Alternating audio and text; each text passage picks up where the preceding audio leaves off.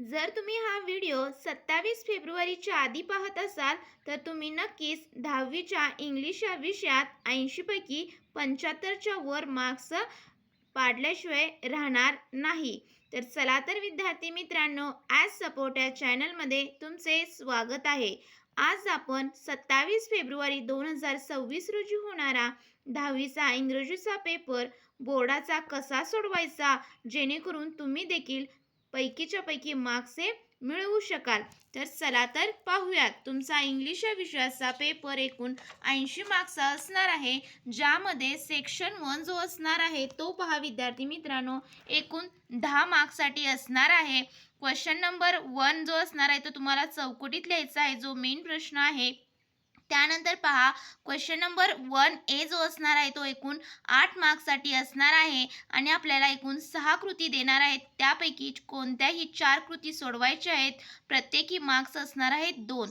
तर पहिली काय असणार आहे पहा, complete the word by using correct letters. तुम्हाला करेक्ट तिथे लेटर्स लिहून काय करायचं आहे, वर्ड कंप्लीट करायचा आहे आणि ज्याला 2 मार्क्स असणार आहेत. तुम्हाला 4 वर्ड्स इनकम्प्लीट वर्ड्स देणार आहेत आणि तिथे तुम्हाला करेक्ट लेटर्स हे लिहून ते वर्ड पुन्हा लिहायचं आहे उत्तरपत्रिकेमध्ये आणि व्यवस्थित अगदी तिथं 2 मार्क्स हे मिळवायचे आहेत. त्यानंतर पहा दुसरा जो असणार आहे तो असणार आहे अल्फाबेटिकल ऑर्डर्समध्ये अरेंज करायचे आहेत वर्ड्स, ते देखील तुम्हाला 2 मार्क्ससाठी असणार आहे आणि 2 तुम्हाला देणार आहेत. त्यामध्ये प्रश्न तर व्यवस्थित अगदी अल्फाबेटिकलमध्ये अरेंज करून ते वर्ड्स लिहायचे आहेत. त्यानंतर पहा तिसरा असणार आहे तो पंक्च्युएशन मार्क्सचा असणार आहे, ज्यावरती तुम्हाला काय करणार आहेत तर 2 सेंटेन्स देणार आहेत आणि त्यामध्ये योग्य अशा विरामचिन्हांचा वापर करून परत ती वाक्य आपल्याला उत्तरपत्रिकेत लिहायची आहेत आणि ज्याला तुम्हाला 2 मार्क्स असणार आहेत. तर तुम्ही योग्य असं डबल कोटेशन, त्यानंतर फुल स्टॉप, कॉमा तिथं योग्य असं वापरून तुम्हाला ते काय करायचं आहे तर सेंटेन्स परत उत्तरपत्रिकेमध्ये लिहायचं आहे, ज्यासाठी 2 मार्क्स असणार आहेत. त्यानंतर पहा चौथा असणार आहे ते तुम्हाला ॲटलिस्ट 3 to 4 तुम्हाला काय करायचे आहेत तर with the help of the letters of the given word you have to make a words, new words तयार करायचे आहेत. तर इथे इंटरनॅशनल हा वर्ड दिलेला आहे, ज्यापासून पाहू शकता नेशन, इंटरनल आणि ट्रेन, अलर्ट असे मिनिंगफुल 4 वर्ड्स तयार केलेले आहेत, ज्यासाठी तुम्हाला किती 2 मार्क्स हे असणार आहेत. त्यानंतर पहा पाचवा जो प्रश्न आहे तो कंप्लीट द वेब. तुम्हाला एखादी वेब कंप्लीट करायला देतील.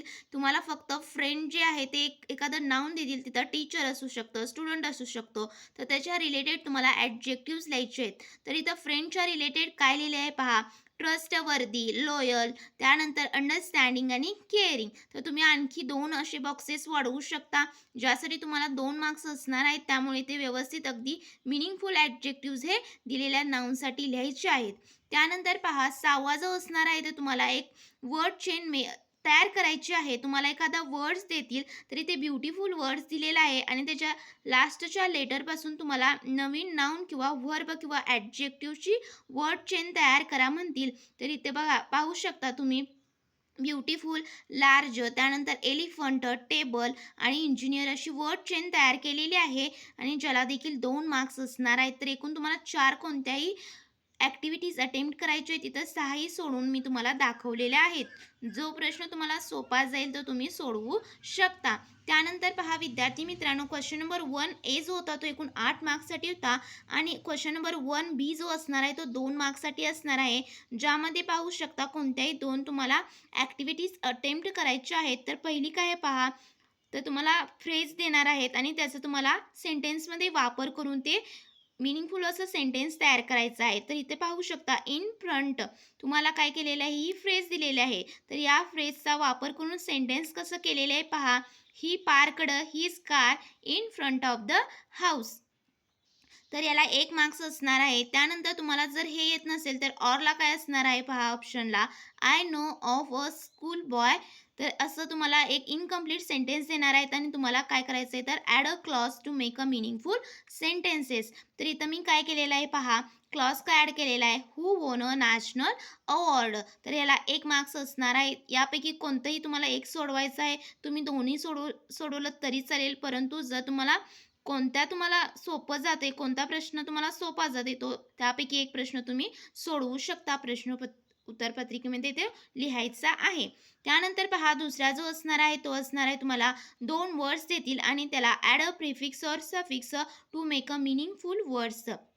तर इथं बघा डार्क, डार्कनेस, नेस हा काय केलेला आहे तर सफिक्स जोडलेला आहे. त्यापासून मीनिंगफुल वर्ड काय झालेला आहे तर डार्कनेस.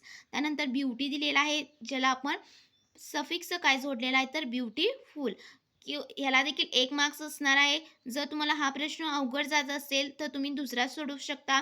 दिलेल्या कोणत्याही 2 वर्ड्सपैकी एका वर्ड्सचा वापर करून तुम्हाला एक मीनिंगफुल सेंटेन्स तयार करायचा आहे.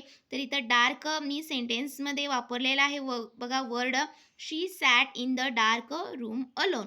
तर असं मीनिंगफुल सेंटेन्स तुम्हाला तयार करायचं आहे, ज्यासाठी 1 मार्क्स असणार आहे. तर या दोन्ही कृतीपैकी एक कोणती तुम्हाला कृती सोडवायची आहे.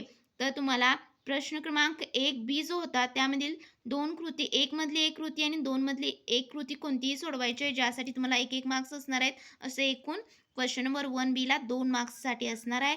तर आपण पाहिला सेक्शन 1 जो होता तो एकूण किती तुमचा 10 मार्क्ससाठी लँग्वेज स्टडीवरती बेस्ड असणार आहे, जो खूप सोपा असणार आहे. त्यामुळे व्यवस्थितच अगदी ते तुम्हाला लिहायचं आहे. मी जसं लिहिलेलं आहे पहा उत्तरपत्रिकेत, तसंच तुम्ही जो आहे सिक्वेन्स फॉलो करायचा आहे. अजिबात क्वेश्चन नंबर 1 बी पहिल्यांदा सोडवायचा नाही. सुरुवातीला जो क्वेश्चन दिलेला आहे क्वेश्चन नंबर 1 ए तोच व्यवस्थित अगदी सोडवल्यानंतर मग तुम्ही क्वेश्चन नंबर 1 बी नेक्स्ट पेजवर घेऊ शकता किंवा ह्याच पेजवर जर तुमचं व्यवस्थित जर ते मावलं तर तुम्ही तिथे देखील लिहू शकता.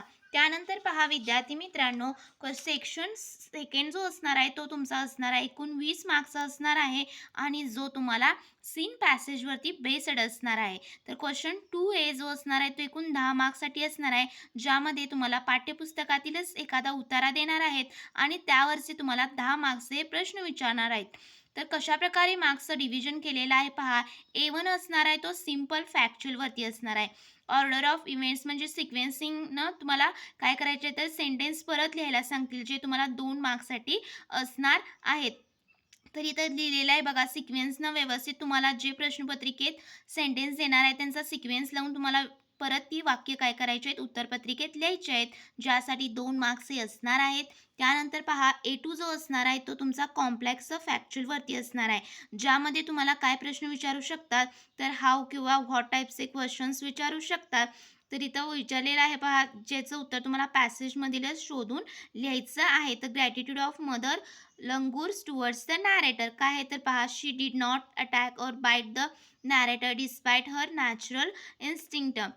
शी looked into the narrators as with a silent acknowledgement. तर तुम्हाला असं व्यवस्थित लिहायचं आहे, जे पॅसेजमध्येच उत्तर आहे ते तुम्हाला व्यवस्थित अगदी कशा प्रकारचा प्रश्न विचारलेला आहे त्यानुसार तुम्हाला ते उत्तर त्यातीलच पॅसेजमधीलच सेंटेन्सचा वापर करून तुम्हाला ते व्यवस्थित अगदी लिहायचं आहे, ज्यासाठी तुम्हाला किती 2 मार्क्स असणार आहेत.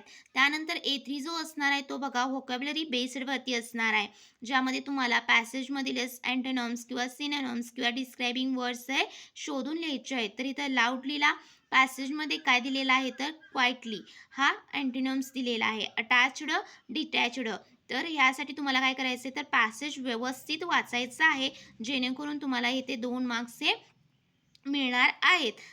अशा प्रकारे त्यानंतर A4 जो असणार आहे तो पहा विद्यार्थी मित्रांनो, A4 जो ग्रामर बेस्ड असणार आहे, ज्यामध्ये क्वेश्चन टॅग किंवा रिमूव्ह नॉट, ॲक्टिव्ह व्हॉइसचे पॅसिव्ह व्हॉइस करा, डायरेक्टचे इनडायरेक्ट स्पीच करा. तर असे सिंपल क्वेश्चन्स हे असणार आहेत. तर पहिलं काय दिलेलं आहे जे 2 मार्क्ससाठी असणार आहे, पहिलं काय दिलेलं आहे पहा 1 मार्क्ससाठी, शी सिम्पली सॅट देअर क्वाइटली. तर याला क्वेश्चन टॅग काय ॲड होणार आहे तर डिडंट शी. तर इथं क्वेश्चन टॅगमध्ये क्वेश्चन मार्क द्यायला विसरायचे नाही. आणि त्यानंतर पहा दुसरा जो दिलेला आहे तो रिमूव्ह नॉट. तर तुम्हाला ते कळण्यासाठी मी ते परत प्रश्नपत्रिकेतलं काय केलेलं आहे तर सेंटेन्स परत लिहिलेला आहे, की बघा कशातलं रिमूव्ह नॉट करायचं आहे तर आपल्याला नॉट हे रिमूव्ह करायचं आहे सेंटेन्समधलं आणि परत वाक्य लिहायचं आहे.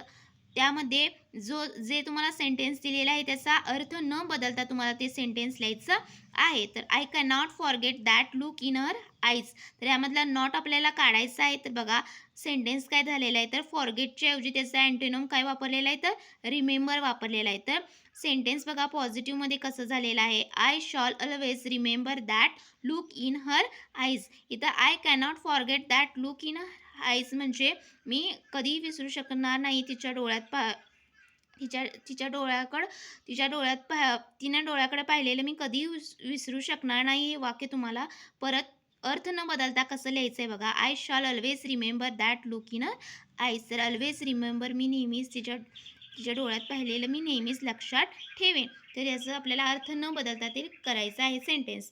त्यानंतर पहा A5 जो असणार आहे तो पर्सनल रिस्पॉन्स असणार आहे, ज्यामध्ये तुम्हाला पॅसेजच्याच रिलेटेड एखादा टॉपिक देणार आहेत आणि त्यावरती तुमचं ओपन एंडेड क्वेश्चन्स तुम्हाला तुमचं जे मत आहे ते इथं लिहायचं आहे आणि ते देखील 2 मार्क्ससाठी असणार आहे, ज्यामध्ये तुम्ही 5 to 6 लाईन्स तुम्हाला तुमचं उत्तर हे लिहायचं आहे विथ ग्रॅमॅटिकली करेक्ट सेंटेन्सेस. तर पहिल्यांदा म्हणायचं do do animals have emotions. तर तुम्हाला क्वेश्चन विचारला आहे अँड एक्सप्लेन. तर यामध्ये तुम्ही उत्तर कसं लिहू शकता. Yes, animals have emotions like humans. They feel Joy, fear, sadness, and affection, which influence their behavior and social interactions. त्यानंतर बघा कोणकोणत्या ॲनिमल्स तिथे एक्झाम्पल दिलेलं आहे. तुम्ही लिहू शकता. Dog show happiness by wagging tails. Elephant shows grief by staying near deceased loved ones. And cats may show distress when they are sick or lonely.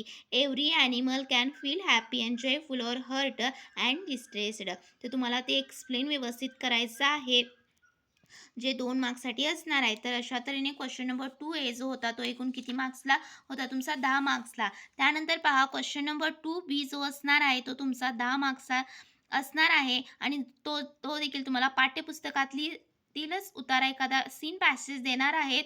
यामध्ये वेगळा तुम्हाला पॅसेज येईल आणि यामध्ये तुम्हाला वेगळा पॅसेज येईल, जो तुम्हाला इंग्रजीच्या पाठ्यपुस्तकात शिकवलेला आहे त्याच्यावरतीच कोणताही टेक्स्च्युअल पॅसेज तुम्हाला येणार आहे, जो देखील 10 मार्क्ससाठी असणार आहे. तर चला तर पाहूयात. B1 जो असणार आहे तो अगेन सिम्पल फॅक्च्युअलवरती असणार आहे, ज्यामध्ये true false, fill in the blanks किंवा कंप्लीट द वेब असे 2 मार्क्सला तुम्हाला सोपे प्रश्न येणार आहेत. त्यानंतर B2 जो असणार आहे तो थोडासा कॉम्प्लेक्स फॅक्च्युअलवरती असणार आहे, ज्यामध्ये तुम्हाला काय करायचं आहे तर एखादं कंप्लीट द वेब किंवा हावर वाय टाईपचे क्वेश्चन्स विचारतील आणि ते तुम्हाला व्यवस्थित अगदी पॅसेज वाचून लिहायचं आहे आणि यामध्ये तुम्हाला थोडंसं कॉम्प्लेक्स फॅक्च्युअल असल्यामुळे थोडंसं कन्फ्युजन करणारे प्रश्न हे येऊ शकतात. त्यामुळे व्यवस्थित अगदी तुम्हाला जो सीन पॅसेज आहे तो व्यवस्थित तुम्ही समजून पहिल्यांदा घ्यायचा आहे, त्यामध्ये काय दिलेलं आहे आणि ते व्यवस्थित प्रश्न हे 2 मार्क्सचे असल्यामुळे हा B2 व्यवस्थित सोडवायचा आहे. त्यानंतर पहा B3 जो असणार आहे तो व्होकॅब्युलरी बेस्डवरती असणार आहे, ज्याचे उत्तर तुम्हाला पॅसेजमध्येच असणार आहे आणि ते शोधून फक्त तुम्हाला लिहायचं आहे. तर त्यामध्ये अँटोनिम्स विचारलेले आहेत, पहा शोधून लिहायचं आहे. हेला अँटोनिम्स काय आलेलं आहे पॅसेजमध्ये पॅराडाईज आणि अनहॅपीला हॅपी आलेला आहे, जे 2 मार्क्ससाठी असणार आहे. त्यानंतर B4 जो असणार आहे तो ग्रामर रिलेटेड असणार आहे, ज्यामध्ये तुम्हाला बघा चेंज द व्हॉइस. तर इथं सेंटेन्स काय दिलेले आहे प्रश्नपत्रिकेमध्ये, a baker changed my life. हे ॲक्टिव्ह व्हॉइसमध्ये आहे आणि ह्याचं आपल्याला पॅसिव्ह व्हॉइसमध्ये करायचं आहे. तर कसं होईल, पहिल्यांदा माय लाईफ म्हणजेच त्याचं कर्मानुसार सुरुवात करायची असते पॅसिव्ह व्हॉइसमध्ये. My life was changed by a beggar. तर हे करेक्ट सेंटेन्स असणार आहे. त्यानंतर पहा यूज ॲज वेल ॲज. हे देखील ग्रॅमरमध्ये येतं आणि त्यामध्ये तुम्हाला काय करायचं आहे, दिलेल्या सेंटेन्समध्ये यूज काय करायचं आहे ॲज वेल ॲजचा वापर करून ते सेंटेन्स परत लिहायचं आहे. तर they were totally drained as well as totally happy. तर तुम्ही व्यवस्थित अगदी लिहिला तर तुम्हाला इथे देखील 2 मार्क्स B4मध्ये ग्रामरचे रिलेटेड क्वेश्चन्समध्ये भेटणार आहेत. इथं कुठंही चुकायचं नाही ग्रामर सोडवताना. त्यानंतर पहा B5 जो असणार आहे तो पर्सनल रिस्पॉन्स असणार आहे. त्यामध्ये तुम्हाला काय दिलेले आहे पहा, की जो पॅसेज आहे त्याच्याच रिलेटेड टॉपिक दिलेला आहे आणि तुमचं पर्सनल रिस्पॉन्सचं काय विचारलेलं आहे तर तिथं आन्सर लिहायचं तुम्हाला विचारले. तर तिथं पर्सनल रिस्पॉन्स लिहा असं तुम्हाला दिलेलं आहे. तर इथं क्वेश्चन काय दिलेलं आहे पहा, how did the baker change Meena's attitude. तर कशाप्रकारे बेगरनं कने मीनाचा जो दृष्टिकोन होता तो कसा चेंज केला ते तुमच्या भाषेत तुम्हाला लिहायचं आहे. The baker taught Meena to find joy in the present moment regardless of circumstances. By witnessing their happiness despite having nothing, she realized she had much to be grateful for, leading her to adopt him as her role model for happiness. तर अशा प्रकारे तुम्ही हे उत्तर लिहू शकता. हे देखील तुम्हाला 2 मार्क्ससाठी असणार आहे. तर अशा तऱ्हेने आपण सेक्शन जो सेकंड होता तो एकूण 20 मार्क्सचा सीन पॅसेजवरचा बघितलेला आहे. त्यानंतर सेक्शन 3 जो असणार आहे पहा, तो तुम्हाला कशावरती बेस्ड, पोएट्रीवरती बेस्ड असणार आहे, ज्यामध्ये क्वेश्चन नंबर 3A जो असणार आहे तो तुम्हाला 5 मार्क्ससाठी विचारण्यात येतो, ज्यामध्ये तुम्हाला एखादी कविता देतील, जी तुम्हाला पाठ्यपुस्तकातील इंग्रजीच्या पाठ्यपुस्तकातीलच एखादी कविता देतील आणि त्यावरचे 5 मार्क्सचे प्रश्न हे असणार आहेत.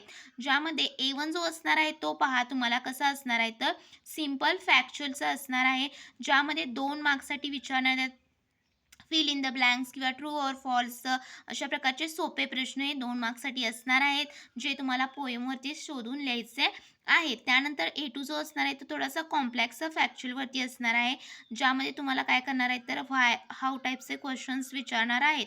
तर इथे पाहू शकता की the darkened road symbolises, how the darkened road symbolises, तर काय करतं, तर ते डिफिकल्ट, डेंजरस और immoral path in life that can lead to wrong decisions, failures and misery. तर तुम्हाला व्यवस्थित त्याचा अर्थ समजून घ्यायचा आहे त्या पोएमचा. त्यानंतर A3 जो असणार आहे तो पहा तुम्हाला काय असणार आहे, तर पोएटिक डिव्हाइस किंवा व्होकॅब्युलरी बेस्डवरती असणार आहे. तर इथं ॲलिट्रेशन्स दिलेल्या पोएममध्ये ॲलिट्रेशन्सचे जे कवितांच्या ओळी आहेत ते तुम्हाला शोधून लिहायचं आहे. तर तुम्ही इथं जे प्रोनाऊन्सिएशन डीचं लेटरचं 2 वेळा झालेलं आहे, त्यामुळे ते काय झालेलं आहे, तर अलिटरेशन हा फिगर ऑफ स्पीच जे आहे ते व्यवस्थित ह्या कवितांच्या ओळींना लागू होतं आणि इथे देखील 1 मार्क्स असणार आहे. A2ला 2 मार्क्स असणार आहे आणि A1ला देखील 2 मार्क्स असणार आहे. तर अशा तऱ्हेने क्वेश्चन नंबर 3A जो असणार आहे तो तुम्हाला किती मार्क्स असणार आहे, तर एकूण 5 मार्क्स असं त्याचं डिव्हिजन असणार आहे. त्यानंतर पहा क्वेश्चन नंबर 3B जो असणार आहे तो 5 मार्क्ससाठी ॲप्रिसिएशन विचारण्यात येतं, ज्यामध्ये तुम्हाला कवितेत पाठ्यपुस्तकातील कोणतीही कविता देणार आहेत आणि त्याचं ॲप्रिसिएशन लिहा असं सांगणार आहेत. तर त्यामध्ये पहा टायटल लिहायचं आहे अपॉन वेस्टमिनिस्टर ब्रिज, त्यानंतर पोएट लिहायचं आहे विल्यम वर्ड्सवर्थ. तर करेक्टच त्यांचं तुम्हाला पोएट लक्षात ठेवायचं आहे प्रत्येक पोयमचं. तर त्याला अर्धा मार्क्स असणार आहे, टायटलला अर्धा आणि पोएटला अर्धा. त्यानंतर पाहू शकता राईम स्कीमला 1 मार्क्स असणार आहे, करेक्ट राईम स्कीम तिथे लिहायचं आहे आणि त्यानंतर फिगर ऑफ स्पीचला देखील 1 मार्क्स हे असणार आहे. तर असे 3 मार्क्स झाले. त्यानंतर सेंट्रल थीम जे असणार आहे त्याला 2 मार्क्स असणार आहेत, ज्यामध्ये तुम्हाला कवितेची सेंट्रल थीम लिहायची आहे. तर इथं काय पाहू शकता लिहिलेलं आहे, the poem offers a vivid description of the view of London from Westminster Bridge. It captures the poet's as a view at the early morning scene. The central idea of the poem is the beauty of the city in its natural setting before activities begin. The poem effectively visualizes the scene, drawing parallels between the city and nature. तर असं simple तुम्हाला 4 ते 5 ओळीत central theme लिहायची आहे, ज्यासाठी 2 marks असणार आहेत. तर अशा तऱ्हेने 5 मार्क्ससाठी तुमचं ॲप्रिसिएशन हे कवितेचं विचारण्यात येणार आहे. त्यासाठी पाठ्यपुस्तकातील कविता व्यवस्थित त्यांचं पोएट, सेंट्रल आयडिया, त्यानंतर त्यांचं figure of speech, rhyme scheme काय असणार आहे हे व्यवस्थित तुम्ही करून जायचं आहे याचा स्टडी. अशा तऱ्हेने आपण सेक्शन 3 जो होता तो पोएट्रीवरचा 10 मार्क्सचा पाहिलेला आहे. खूप सोपा असणार आहे हा सेक्शन. त्यानंतर पहा सेक्शन 4 जो असणार आहे तो अनसीन पॅसेजवरती असणार आहे बेस्ड आणि जो एकूण 15 मार्क्ससाठी तुम्हाला विचारण्यात येतो. तर यामध्ये कशा प्रकारचे क्वेश्चन्स विचारतात, तर क्वेश्चन नंबर 4A जो असणार आहे तो एकूण 10 मार्क्ससाठी असणार आहे. A1 बघा सिंपल फॅक्च्युअलवरती असणार आहे, ज्यामध्ये ट्रू फॉल्स विचारलेले आहेत. Time is a resource that cannot be measured. तर time is a very important, यावर एक पॅसेज दिलेला आहे अनसीन पॅसेज, आणि जो तुम्हाला पाठ्यपुस्तकाच्या बाहेरील उतारा आहे हा, आणि त्यावरचे तुम्हाला काय करायचे आहेत, तर 10 मार्क्सचे हे प्रश्न विचारण्यात येतात, ज्यामध्ये A1 जो आहे तो 2 मार्क्ससाठी आहे. तर तुम्ही ते सेंटेन्स परत लिहिण्याची अजिबात आवश्यकता नाही, किंवा तुम्ही नुसता त्याचा आन्सर्स लिहायचा आहे पेपरमध्ये. त्यानंतर पहा A2 जो असणार आहे तो कॉम्प्लेक्स फॅक्च्युअलवरती असणार आहे. तर इथं जी कंप्लीट वेब करायची आहे आपल्याला व्यवस्थित अगदी, तो जो अनसीन पॅसेज आहे तो व्यवस्थित वाचून त्याचं उत्तर आपल्याला त्या पॅसेजमध्येच भेटणार आहे याचं. त्यामध्ये व्यवस्थित अगदी ते बॉक्सेस पेननच काढून तुम्हाला काय करायचं आहे, तर ते 2 मार्क्स A2मध्ये मिळवायचे आहेत. त्यानंतर पहा A3 जो असणार आहे तो व्होकॅब्युलरी बेस्डवरती असणार आहे. पॅसेजमध्येच त्याचे वर्ड्स असणार आहेत, ते शोधून फक्त तुम्हाला लिहायचे आहेत. तर काय डिस्क्राईब करतात? Resource valuable, success great, activity unproductive आणि टाईम फ्री. तर याला 2 मार्क्स असणार आहेत. त्यानंतर A4 जो असणार आहे तो ग्रामरचा असणार आहे, ज्यामध्ये तुम्हाला काय करायचं तर बिगिन विथ नो अदर तर सेंटेन्स देणार आहेत आणि ते नो अदरच्या न सुरुवात करा त्या सेंटेन्सची. तर इथे केलेलं आहे पहा उत्तर तुम्हाला. No other resource is as valuable as a time. तर अशा प्रकारे तुम्हाला या A4ला देखील किती 2 मार्क्स असणार आहेत. तर पहिला होता तो 1 मार्क्ससाठी आणि दुसरा जो आहे तो बघा तुम्हाला टेन्स जे आहे ते आयडेंटिफाय करायचं आहे. तर ही डज नॉट अलो टाईम टू फ्लो. तर हे सिम्पल प्रेझेंट टेन्समध्ये आहे, ते व्यवस्थित तुम्हाला टेन्स काय आहे ते ओळखून तुम्हाला लिहायचं आहे, जे देखील 1 मार्क्ससाठी. तर A4 जो होता तो एकूण 2 मार्क्ससाठी ग्रामर्सवरचा असणार आहे आणि A5 जो असणार आहे तो पहा 2 मार्क्ससाठी पर्सनल रिस्पॉन्सवरचा असणार आहे. तर इथे पहा काय प्रश्न विचारलेला आहे, what steps will you take to manage your time better during exams. तर तुम्ही काय उत्तर लिहू शकता? तर परीक्षेच्या वेळी तुम्ही वेळेचे व्यवस्थित वेळेचे व्यवस्थापन व्यवस्थित करण्यासाठी कोणते उपाय कराल? तर I will create a strict time table. मी टाईम टेबल बनवणार. त्यानंतर prioritising difficult subjects in the morning. जे मला अवघड सब्जेक्ट वाटतात त्यांना पहिल्यांदा महत्त्व देणार किंवा त्यांचा स्टडी पहिल्यांदा करणार. I will also avoid using social media during a study hours to reduce distractions and ensure a proper sleep. तर अशा प्रकारे तुम्ही 4 ते 5 ओळी त्याचं उत्तर लिहायचं आहे, जे तुम्हाला 2 मार्क्स देऊन जाणार आहे. त्यानंतर पहा क्वेश्चन नंबर जो 4B होता, तो तुम्हाला 5 मार्क्ससाठी समरी रायटिंगवरचा विचारण्यात येतो. जो तुम्हाला अनसीन पॅसेज देणार आहे, त्यावरीलच तुम्हाला काय करायचं आहे, तर त्याची समरी लिहायची आहे. ज्यामध्ये तुम्हाला काय करायचं आहे, पहिल्यांदा त्याचं टायटल लिहायला विसरायचे नाही. तर इथं काय दिलेलं आहे पहा title, the importance of time management. Unseen पॅसेजमधले तुम्हाला व्यवस्थित अगदी एकदा वाचायचं आहे आणि त्यावरची जी समरी आहे ती 5 मार्क्ससाठी असल्यामुळे सगळे पॉईंट्स इन्क्लूड झाले पाहिजेत विथ ग्रॅमॅटिकली करेक्ट सेंटेन्सनं. तर इथं काय लिहिलं आहे पहा, time is a precious measurable resource and it's a effective management is the key to success. Good time managers actively prioritize tasks and invest time in productive work, leading to higher efficiency and lower stress. Conversely, wasting time on unproductive activities hinders the progress. Proper time management enhances both personal productive and quality of life. तर अशा तऱ्हेने तुम्हाला एक 5 ते 7 ओळीत तुम्हाला हे summary writing concluding all points of the unseen passage तर व्यवस्थित अगदी करायचं आहे आणि इथं टायटल यायला अजिबात विसरायचे नाही. तर अशा तऱ्हेने आपण क्वेश्चन नंबर 4 म्हणजे सेक्शन 4 जो अनसीन पॅसेजवरचा होता तो पाहिला. त्यानंतर पहा सेक्शन 5 जो असणार आहे तो रायटिंग स्किलवरचा एकूण 20 मार्क्ससाठी असणार आहे, ज्यामध्ये आपल्याला क्वेश्चन नंबर 5A जो असणार आहे तो लेटर रायटिंग. त्यामध्ये इनफॉर्मल किंवा फॉर्मल लेटर लिहायचं आहे. तर इथं फॉर्मल लेटरचा फॉर्मॅट तुम्हाला विथ एक्झाम्पल सोडून दाखवलेला आहे. तर सर्वात आधी तुम्हाला सेंडर्स ॲड्रेस लिहायचा आहे, ज्यामध्ये त्यानंतर तुम्हाला डेट लिहायला विसरायची नाही आणि डेटचा हाच फॉर्मॅट तुम्ही लक्षात ठेवायचा आहे. जर तुम्ही 23-2-2026 लिहिला तर तुम्हाला तिथं मार्क्स हे 0 मिळणार आहेत. त्यामुळे तुम्ही हाच फॉर्मॅट हा व्यवस्थित लिहायचा आहे. 23 फेब्रुवारी 2026. त्यानंतर पहा कुणाला लिहायचा आहे, receiver address the manager ABC book sellers, त्यांचा पत्ता मेन मार्केट जयपूर 302-001. त्यानंतर सब्जेक्ट काय असणार आहे, order for library books. Subject देखील अगदी कमी थोडक्यात शब्दात लिहायचं आहे.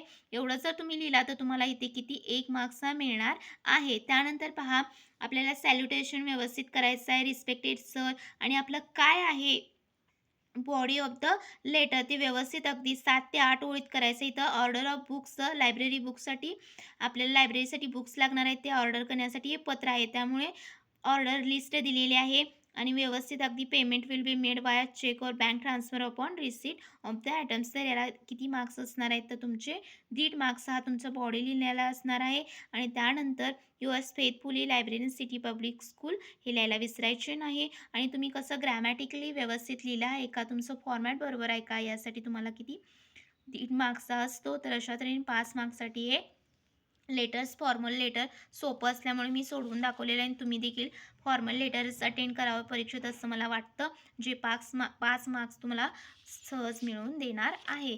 त्यानंतर पहा क्वेश्चन नंबर 5B जो असणार आहे तो असणार आहे डायलॉग रायटिंगचा आणि ह्यालाच ऑप्शनला स्पीच रायटिंग असणार आहे. तर इथे डायलॉग रायटिंग सोपं आहे त्यामुळे हा सोडून दाखवलेला आहे. तर डायलॉग रायटिंगमध्ये कसं डिव्हिजन केलेलं आहे पहा 5 मार्क्सचं.